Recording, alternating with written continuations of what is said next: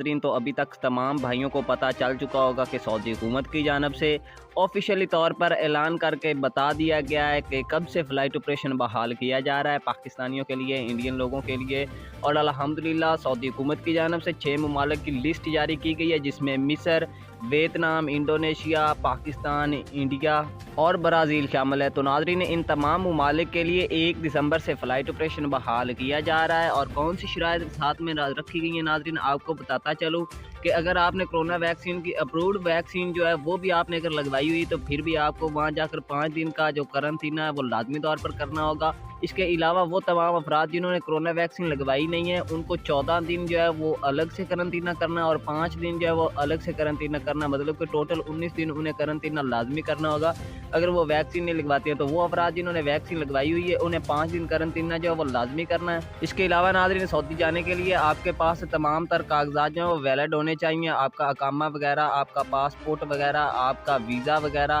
آپ کا جو ہے وہ آپ نے مقیم پر اپنی رجسٹریشن کروائی ہو، وہ سعودی وزارت صحت کی جو ویب سائٹ ہے وہاں پر اپنی ویکسینیشن کا تمام تر جو ڈیٹا ہے آپ نے اپلوڈ کیا ہو۔ اس کے علاوہ ناظرین اس کا پرنٹ بھی آپ کے پاس ہونا چاہیے، اس کے بعد آپ کے پاس کرونا ویکسین کا جو سرٹیفکیٹ ہے وہ بھی موجود ہونا چاہیے۔ باقی وہ تمام پاکستانی بھائی جو پریشان ہو رہے تھے تو ان تمام پاکستانی بھائیوں کو مبارک ہو، الحمدللہ 10-11 مہینے بعد جو ہے وہ فلائٹ آپریشن بحال کر دیا۔